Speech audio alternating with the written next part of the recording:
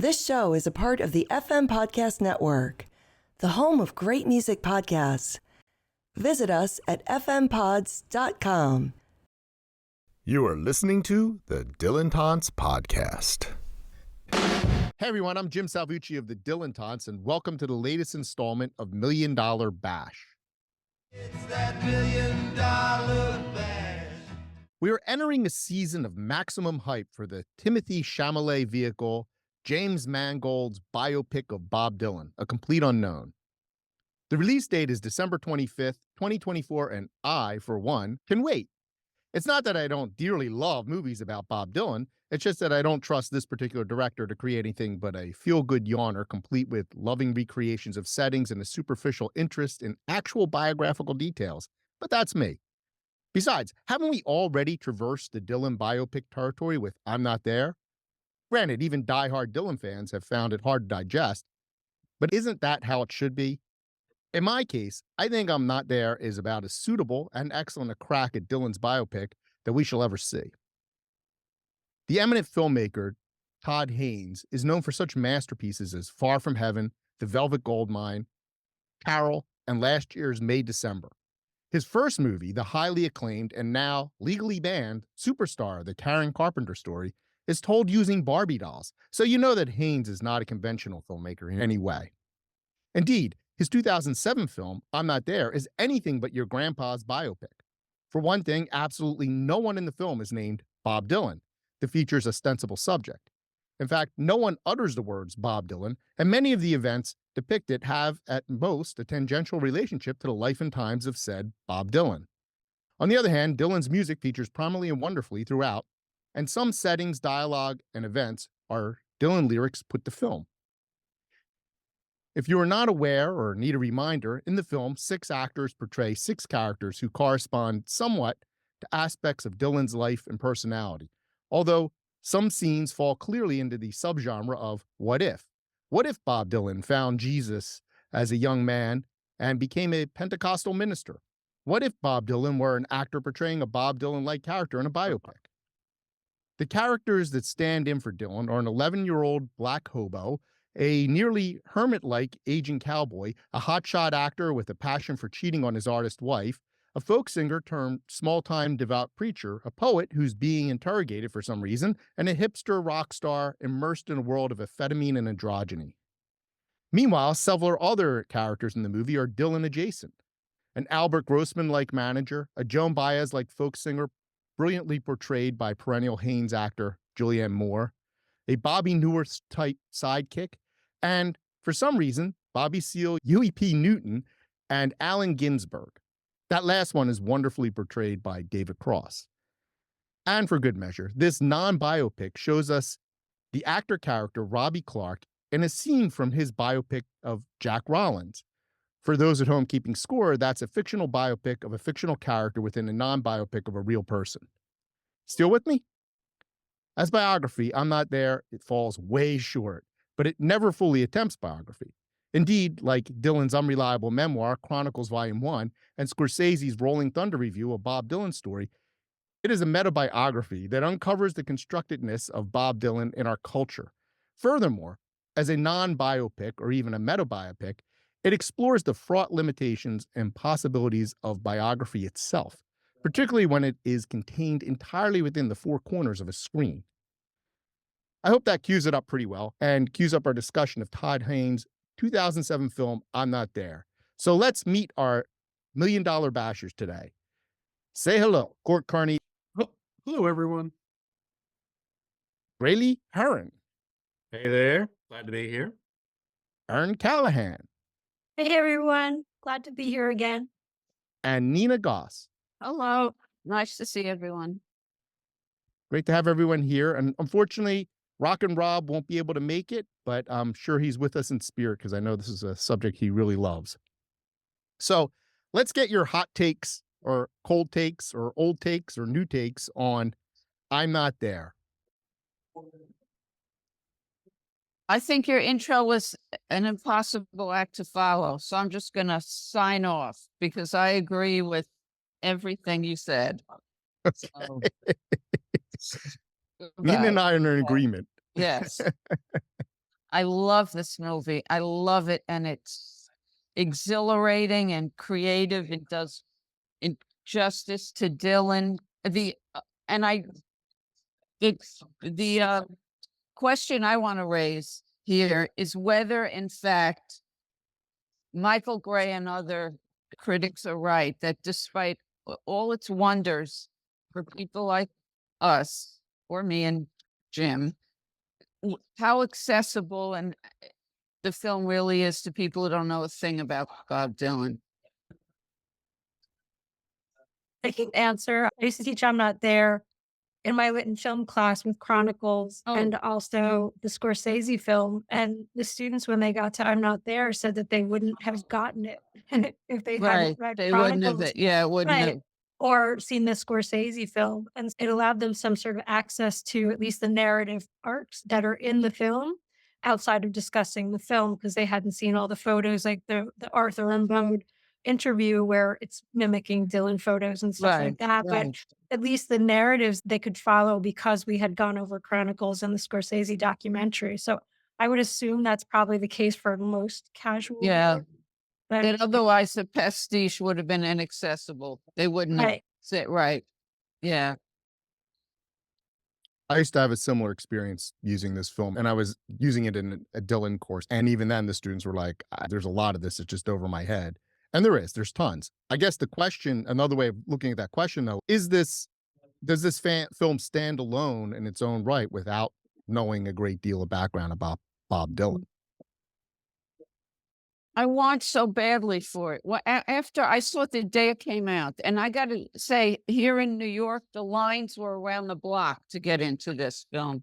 And I don't think that will be the same case for Mr. Chalamet and his impersonation.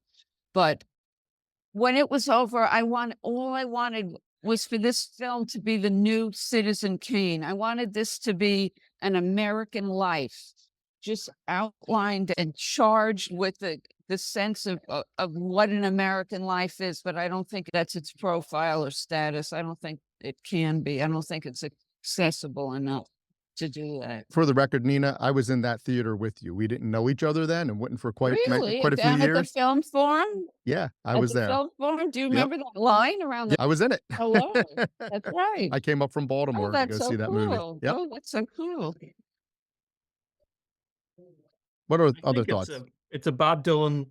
It's a great movie made by a hardcore Dylan fan for hardcore Dylan fans.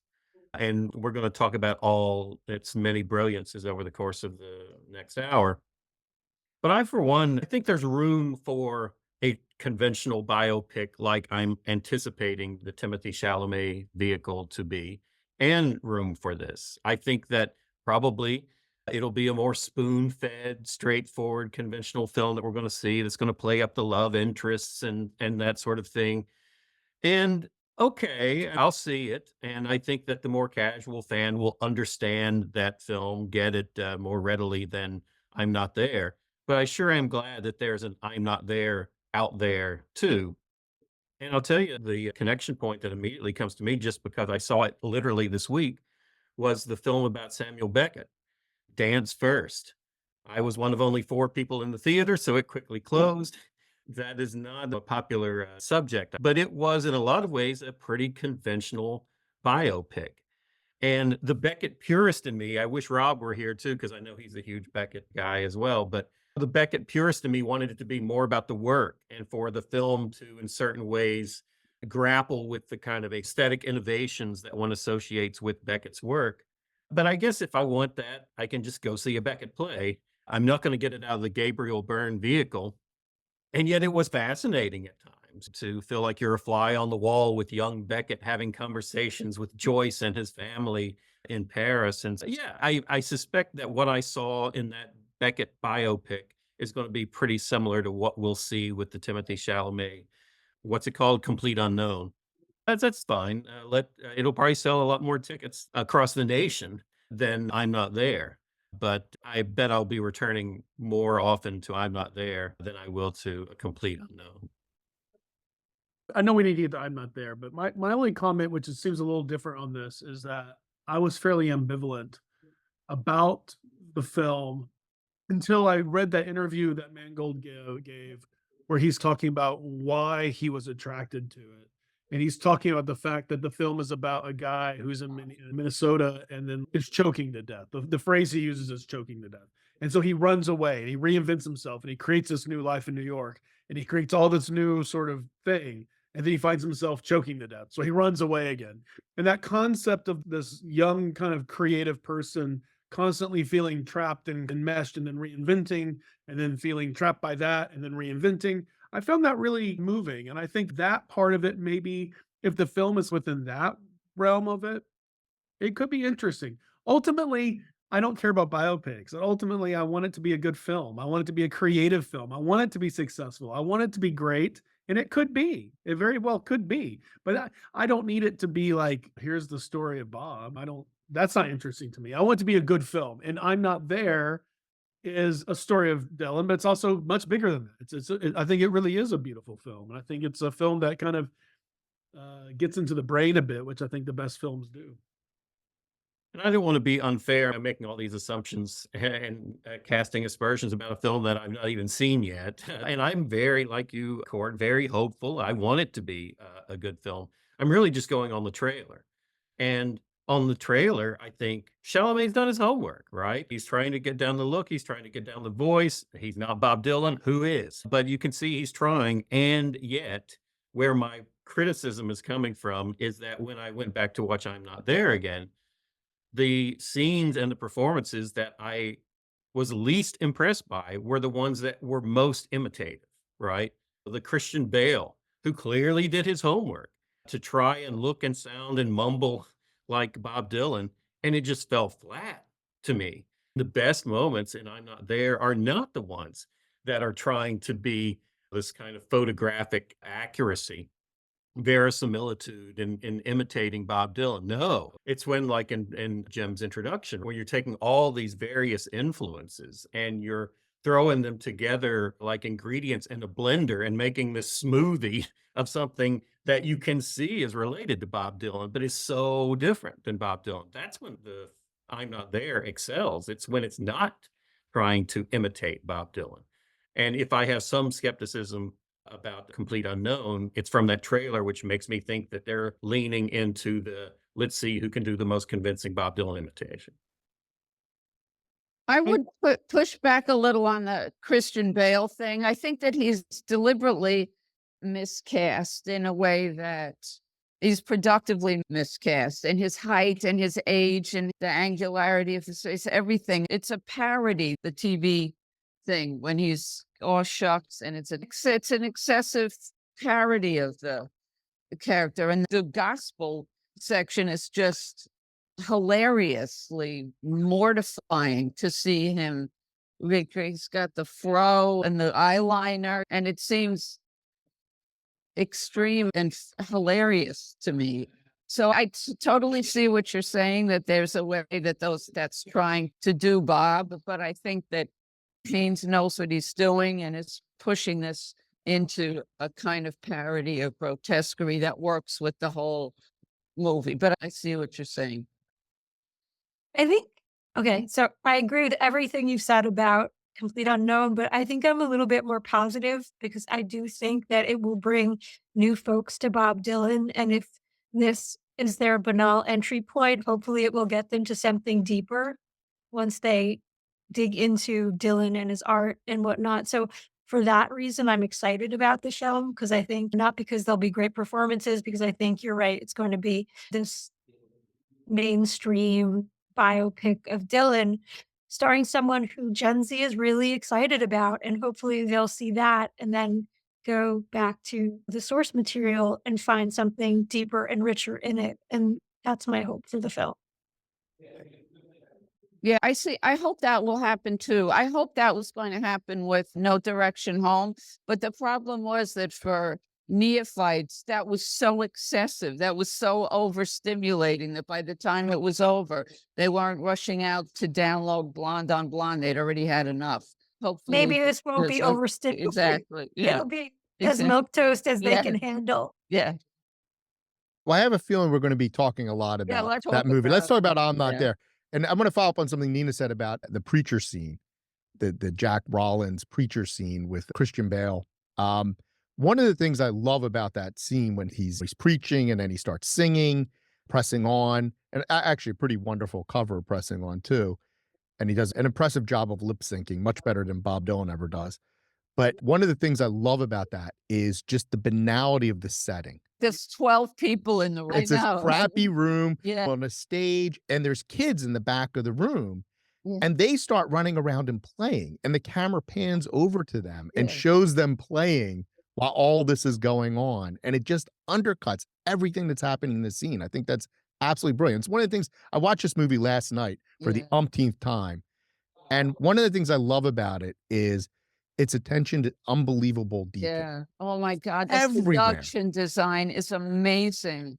The shoes he's wearing, and that's That's the Yeah. Just and the so office, his Yeah. little cramped, shabby office that, oh my God, he spends all day. And yeah, that was, but it's true. The production design is amazing. Michael Gray, in his review of it, talks about what a master of color Haynes is. And that, my God, the family, the white bleeding heart family that rescues Marcus, just that brief scene in the living room of their house, so they get the call from what's supposed to be Red Wing or whatever, the juvenile, and just every single item and the tone, the way he washes out the tone into this early 60s upscale white living. Oh, it's just so well done. Every scene, there's not an item or a tone out of place. I think that's where it works its best. I think as a tone poem, I was thinking this last time I watched it, I was just so drawn to Heath Ledger and Charlotte Gainsborough and the way that's filmed too. It Oh, looks yeah. 1970. It looks like that. And just the browns and the blues, and it's the way it's shot. But I think that's also, it reminds me of the other high level filmmaker of like Wes Anderson with Budapest Hotel, where he's able, each time period's filmed with the technology of that time period. So it's subtle, but then you realize you're looking at a Soviet Right. hotel. And this is the same kind of thing. All the different film references. If you're a film person, you're like, oh, this where he's borrowing this from, all to create this Bob Dylan character. But that's why it's so multi-layered on this creative level that it just is eminently, repeatedly valuable. And so you might start with Kate Blanchett because her performance is so amazing. But then it's like the whole divorce paper scene, and he's comparing that to Vietnam, and that there's a lot of really tricky pieces there that really work. And I don't think you can, it's as tear jerky as it is, when you get Dylan at the end, it's a fucking, Yeah. Oh my God, that is. that's my the God, performance. that It's that is. performance. What a brilliant choice Yeah. that was. It could have been so many things. It could have been Exactly. Could have been so many things. And this is where it's interesting. Are these Easter eggs? I don't think they are. They're almost like footnotes. They're like, look, I know this story. And if I'm going to be able to put these things in here so that you know that I know this story, and as a matter of trust, maybe, I don't know. But like to go to that harmonica performance, that's it. And I think if you had seen that and it didn't have the different tones, or if it had this, and it was like, let's whatever. And I also don't think it's in the service of saying, hey, did you catch this? I don't think it's about that at all. I think it's saying that this is a story that's very thoughtfully put together in a way that you're not going to be thinking, that's bullshit. Because he's also playing completely with all the characters. None of the characters are Yes. involved. So then to trust that part of it, you have to know this other part. And for the oxygen of the film to make sense on that level, then you go along with the other thing. I think that's one way of looking. And the best parts are always when Bob Dylan is singing a song. Of course, in that case, it's just the harmonica. It's not even it's nonverbal, and yet it's also the most powerful moment in the entire film. But it even runs the thread of undermining the film, in that Bob Dylan steals the scene in every scene that he's in musically. And it runs the risk of you thinking, why am I not just watching and listening to Bob Dylan instead of a pale imitation of Dylan? But I agree. It always makes me think that he's playing in a wonderful way on Yellow Submarine. You remember that too? Yeah. And then at the very end, you see the Beatles, Oh, and, really? and then I feel that he's playing. Interesting. Right. Lurman's Elvis, which is not with Oh, it's not. Maybe it's a. that's a very beautiful Yeah. ending, I think. when you- Yes, it is incredibly moving and good. Yeah, you're right. He does the same thing. I like the Yellow Submarine point though, because this is cartoon, this is not real, and then no, here they are. Yeah. Yeah, it's like we get the parody of a religious scene with the Christian Bale preacher scene, but then there's something that feels authentically religious, sacred, and holy at the end of the film, right? Right, He is right. risen. This is the Yes, veil has been right, removed, right. and here's the real thing. It's hard to breathe when you get to that part. It's hard to even breathe, and yet what you're focused on is his breath, because it's the harmonica. Exactly. All you get is his breath. Yeah. No voice, but breath. That's just brilliant. Oh. It's really beautifully done. I don't know. I've used this in the classroom, and I think that the students, it wasn't really about like them knowing or not knowing. How do you make sense of this, I guess, on some level? I think we've all used it in various ways. And I don't know how successful that is, but I think as a film, it's very successful. And I think it was lovely to go back and see it. Again, because I hadn't seen it in a couple of years. What about the use of the music? What for other people were strong moments or striking moments or things you forgot? Use of music, that songs and that you forgot. My hot take was that Stephen Mm. Malkmus is except Mm. rewatching it, he completely changes the one in Thin Man, right? He changes throat to mouth. Yeah. And I don't think that works very well. And that kind of gave me pause as to saying he's so great. Malkmus is great. Don't get me wrong. And I think he's great in all of this. And I think using his voice for the Jude sections makes even more sense. And that has that reedy quality. I don't know why he changes the lyric on that. I'm not a lyrical purist, and I don't, but that one lyric, I think throat works so well. Yeah. Here's yeah. your mouth. Thanks for the loan. Anyway, I think that part works really well. I think the musical performances throughout are good. I think the soundtrack, I remember the soundtrack being pretty popular at the time. The soundtrack has some good stuff on it that doesn't show up. Jim James that's like prime Jim James territory. Oh my God, that's just breathtaking. His Acapulco. I thought that when I first saw the film. And it's beautifully shot too. Oh, it really is. The close-ups, the Yeah. zooms in on the trumpeters, and then Yeah. the whole time there's this corpse of a young woman with a slit throat Yeah. right behind. Mrs. Henry. And I love the cycling over and over man in the black coat when you're seeing, because I thought that was just using that as tone and mood, I thought is lovely for the gear scenes.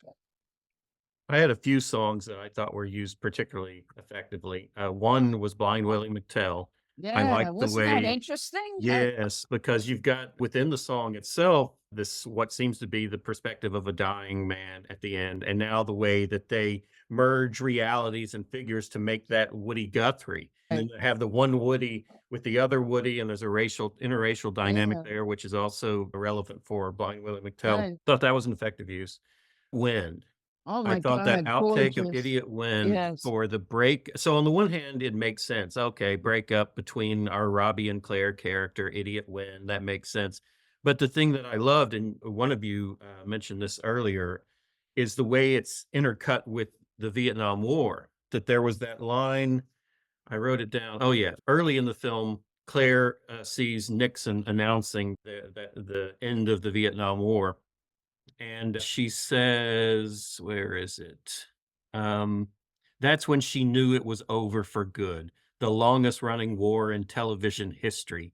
The war that hung like a shadow over the same 9 years of their marriage. So why is it suddenly so hard to breathe? And I never even thought about that, so hard to breathe, and the breath of Dylan at the end of the film. But now I'm seeing maybe an interconnection there.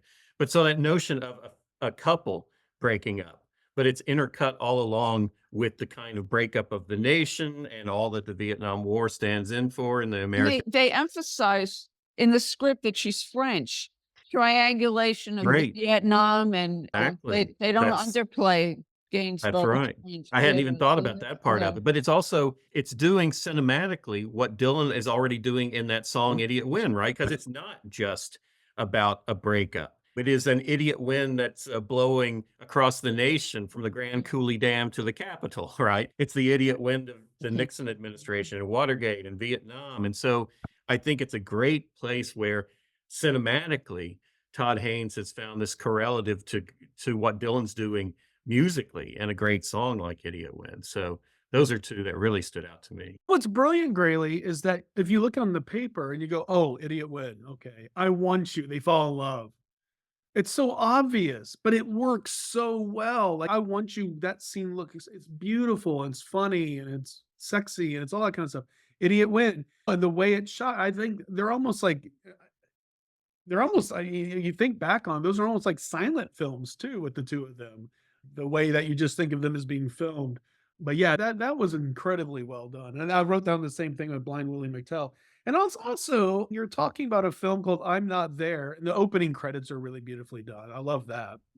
But it's also I'm Not There is not that is not the Spotify's top 10. Dylan, that was a song that was a mystery for so long. I'm glad you mentioned that, Cord, because so rewatching it's one experience, but I'm also remembering watching it for the first time. And though I was a Dylan fan, I wasn't anywhere close to as hardcore of a Dylan fan as I am now. I didn't know the Basement Tapes nearly as well as I do now. And I'm pretty sure this is an embarrassing confession in a group like this, but I'm pretty sure I had never heard the song I'm Not There until I heard it in the film. And so that was one of the most powerful moments for the entire thing. The first time I saw it, it's like, wow, where did that come from? I've never heard that. That's an amazing performance. And I was like, okay, I get why you call the whole film that now, because this star vehicle of you unveiling this amazing deep cut that I've never heard before. Oh, it blew me away. I think kind of going back to the credits, and I'm Ludo Foster wrote a paper, and you guys may have seen it. Nina, you may have seen it in a book Anne Marie Mai edited. And he goes into the credits and just from the beginning, it's like the Rolling Thunder review, how it splits the word. And that was clear to me that it was a farce. But he looks at the way that the words come up, and it's really focusing on the complications of identity with I'm her. And it's interesting to read that analysis because the way that the words come up and the letters come up, but there's that sort of questioning the androgyny, the complexity of the identity that's presented. But there's opening credits I want to talk about because I've always been struck by them partially because of their references, right? There's a lot of just the images, that panning of the street, that's used in Don't Look Back. That's used in The Last Waltz. The people Masked and Anonymous too. Masked and Anonymous, yes, exactly. You've got references to Chronicles in there. Some of the images on the street, you see a Moondog type character. There's references, you see the miners. Why the hell are there miners, right? Where did Bob Dylan grow up? Yeah. The Iron Range, right? Just on and on. And the use of the black and white. There's a shot of a street scene where there's all these black kids and adults looking directly at the camera. Right. And later on, it's funny, as many times as I've seen this film, it wasn't until last night that I realized that those same characters appear later in the film on a street scene, dressed exactly the same way. I noticed that too. Yeah. The kid, I noticed that too. Yeah, it's really cool, just the way that's put together. And the number of film, Todd Haynes is obviously a film scholar, right? He knows film the way Dylan knows music. And he puts together the film with all these references. We mentioned before the different styles that are used, like the Fellini section with Jude Quinn and whatnot. Really brilliantly done and very accurate in a lot of ways. I wonder if anybody has any thoughts about that. One thing that struck me, clearly there are a number of scenes that are homage, if not outright pastiche of Scorsese, especially No Direction Home. But also even the beginning there when we're following the figure making his way onto stage, that's partially out of Don't Look Back. But it also reminds me of that scene, is it in Goodfellas, going through the kitchen and that single unbroken shot. But then the cool thing is, so if Todd Haynes is making his nod towards Scorsese in this film, Scorsese seems to do the same and make nods to Todd Haynes that I hadn't thought about in his Rolling Thunder review, where you're like, oh, you could do these same kind of interviews and just fake some of them, or have these fictional or quasi-fictional characters and suddenly now it feels like Rolling Thunder Review, Scorsese's returning the favor to Haynes and imitating some of his stuff from I'm Not There. I would like to think that's true. Yes. Yeah, the Alice Fabian interview scenes, which are it's clearly referencing the Joan Baez interview scenes in No Direction Home, but with the added twist of her like saying all these little passive aggressive things. This little toad came up on stage. Well, Jim, you mentioned this earlier, but I still can't get over your cigarette. Every time I look up, I'm like, It looks like it. Can you see that, Jim? Can you see Yeah. that? It looks like you have a big hand. Anyone not watching this on video, my background is the Kate Blanchett photo as Jude Quinn, and she's holding a cigarette up, and it just happens to look like I'm holding this cigarette up with a giant hand. It's a good effect. but what you had mentioned earlier is it really is inspired to have David Cross come in the way he does. And that's really well done because it seems realistic too, like that little interaction on the golf cart or whatever it is. And that really makes sense. And he really does play that role pretty well. Oh yeah, that's one of the best casting in the film. And it's so bizarre. Like when he pulls up in the golf cart alongside the car and they're running along together. The whole thing is just such a bizarre conception. Why a golf Seem cart? realistic though? Yeah. I wonder what's going to happen, but I'm nervous. Do I continue this or do I just turn to the right and drive off? Because it was so bizarre Yeah. and so out of left field, it felt realistic, right? It's like, who would think? So I'm thinking, was Allen Ginsberg known for riding around a golf cart? I'm trying to think about it. I love when they're heckling the crucifix too, which is so fantastic because we all know that image of Dylan standing by the crucifix. I guess that's it, visiting the cemetery where Kerouac's grave is. But then that scene of them, you're going to get yourself killed. How does it feel? Do your early stuff. It's just classic piss takes there. That's great. So it looks like Erin managed to get back on. I hope her sound's working now. Say something. I guess it's quieter now in the household, so that's good. I can actually participate a bit more. Welcome back. The recycling comes by. See, it's freezing for me. I don't know what's going on, but we'll see how long it lasts. Yeah, you have a slight underwater sound to your thing. Underwater, like when what is it, a kind of Jonah reference? The Woody falls off the train and into the water and gets, The Charlotte Gainsbourg character, Claire, suddenly appears and she's like pressing her hand against glass during that, which is one of the few times. In fact, Woody is the only character who leaps. There's that connection. And there's also the time he's in the town of Riddle, which he's from, which is also where Billy the Kid is, played by Richard Gere. And Woody suddenly appears and runs into the horse that Richard Gere's on and says, "Hey, get me out of here. This is Chicken Town." And dressed as Charlie Chaplin. Dressed as Charlie Chaplin. And the only other sort of interphased interaction between characters from these different worlds, they never meet that we see, but it would be Christian Bale and Heath Ledger character, because Heath Ledger's playing Christian Bale's character playing Robbie, right? No, Heath Ledger's Robbie. Christian Bale playing Jack. Sorry. So there's that as well. So there's all these weird interconnections that sort of help tie the movie together.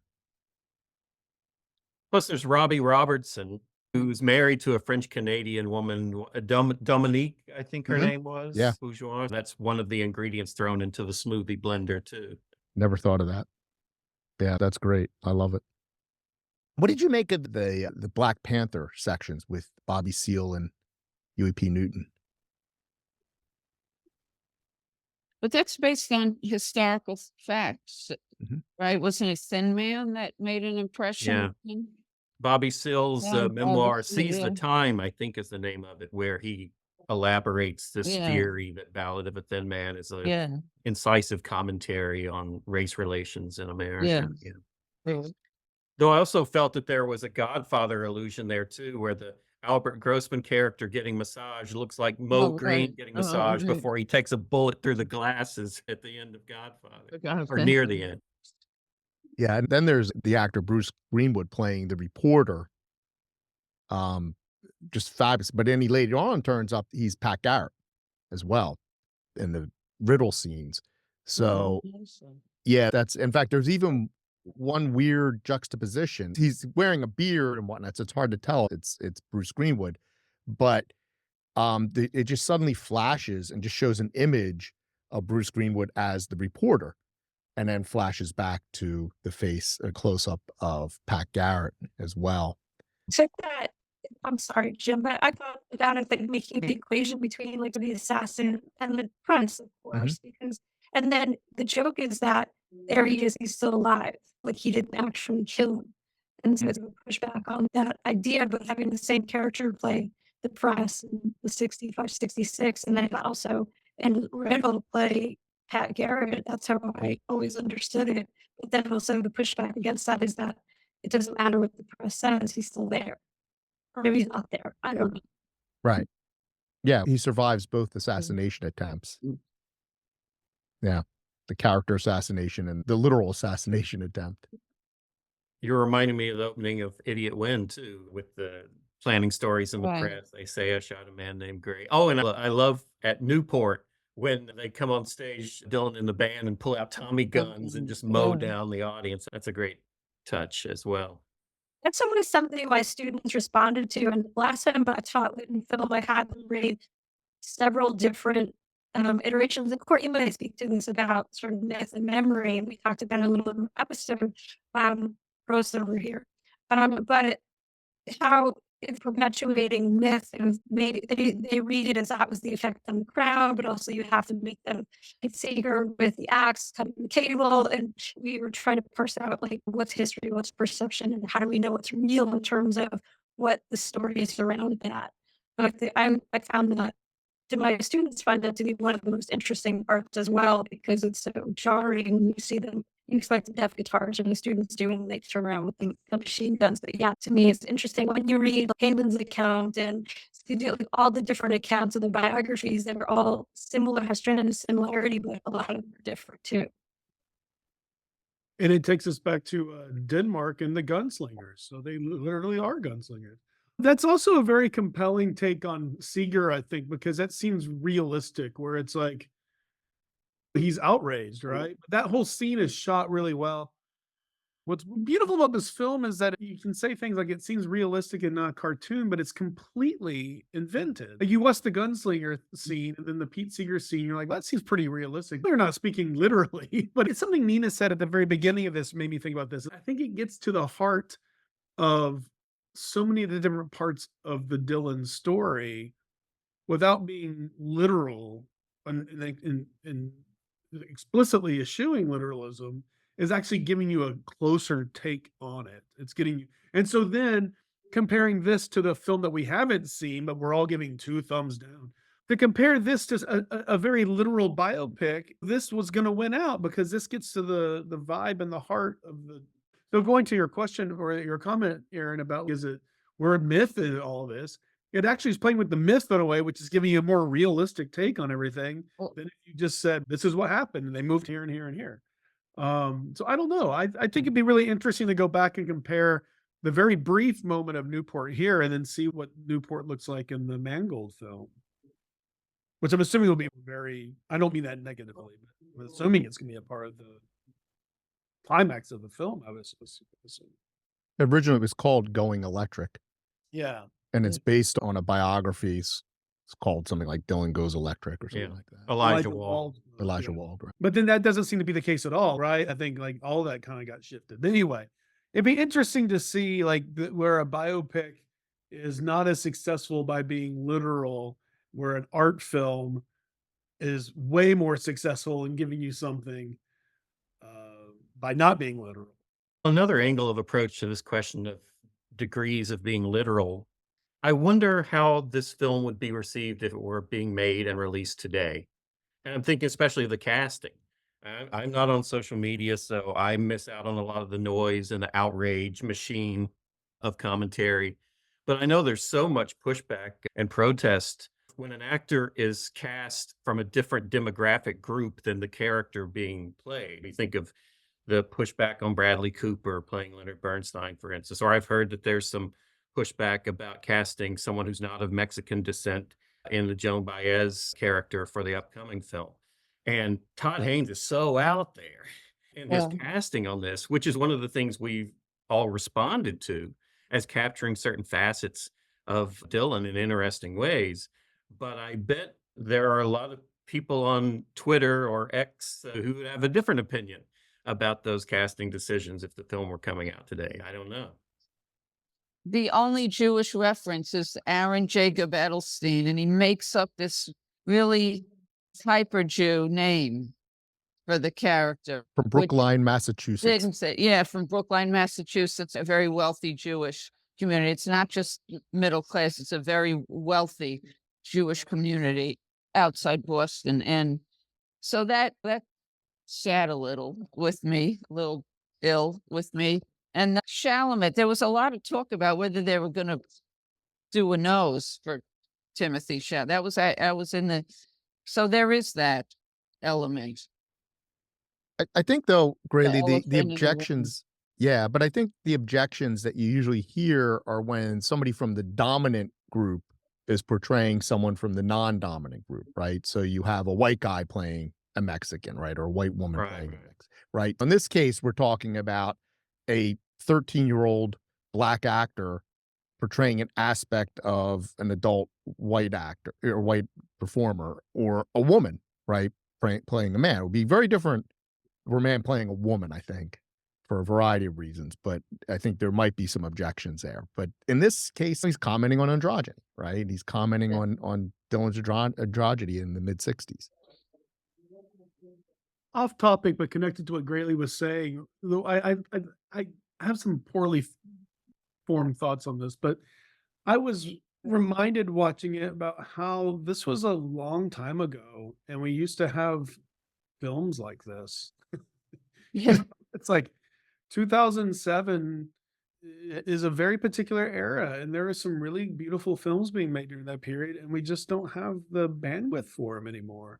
And looking back on this, was a film that would have gone out that had an audience.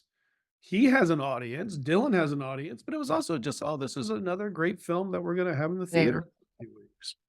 And I feel like we're so far removed from that it was very bittersweet in some ways. It's like smart entertainment. And I don't want to be like a curmudgeon here or anything like that. It's just, it's a very particular time in my life that I think about, the late aughts into the early teens. And it's a really interesting period that we've completely lost touch with. I don't know if I have a comment on what you were saying specifically, because I think that is interesting. I do think that now, regardless of how that would be done now, that becomes the 95% of the conversation, is that kind of thing. I'm not saying that's even wrong on some level, but I do think that's anathema to the artistic question. It becomes just this other sort of sideshow. Okay. And I don't want to be denigrating specific cases where clearly that was problematic. I'm just simply saying that becomes all of the conversation immediately. And now everyone has to have a comment immediately, as we all have on a film we haven't seen yet. But I think there is something we have to immediately have 15-second clips of commentary on something. And I think that's just destroyed the artistic conversation. Agreed. Benedict Cumberbatch was supposed to be Pete Seeger in this, but he couldn't be because he's in this nightmarish Netflix thing called Eric, which is nightmarish, and that's what stopped Benedict from being in our movie. And who replaced him? I'm trying to remember. Ed Norton. I liked Ed Norton in several things, so hopefully. He's no Benedict Cumberbatch. You, sir. Nina, I was looking forward to Benedict Cumberbatch, but I'm a little disappointed. I'm see. Ed Norton, I thought Ed Norton was everyone's favorite. He's great, no? Ed Norton. But I think Pete Seeger and Gen Z, when they are salivating for Pete Seeger biopic. So I think it's all good. We're gonna have some Mike Seeger erasure. That's or we're right. gonna look into that. More cowbell and more Pete Seeger. Those are two things I hear from Gen Z all. Yeah. All right. I Yeah, can see this is Seeger devolving guys. here. I'm going to make the call here, but I want to, we've been talking for almost an hour, which is really amazing. I think we could keep going on this film. We did spend a lot of time, though, talking about this new biopic coming up, but that's unavoidable. Jim, And- we're gonna have to do one on it. Oh, yeah. But I think we should do it before the film comes out. I think we should do Yeah. a full hour. of Right. Everything we think about it. Yeah. We can get a screener. Yeah. That's right. Have deeply entrenched opinions about a film none of us have seen yet. That is the only way to go. But we'll release it after the film comes out. So that Yeah. would be a double whammy. All right. I want to thank everyone. This has been Thank you. fantastic, as always. care. Really A enjoyed it. We pleasure. miss Rob. Great Pleasure. job. Good thoughts to Rob. Yeah. Good to Yeah, see good you. thoughts to Rob. Bye-bye. Thank you. And guys, that hand is freaking me out. Thank you for listening to the Dylan Tons podcast. Be sure to subscribe to have the Dylan Tons sent directly to your inbox. And share the Dylan Tons on social media.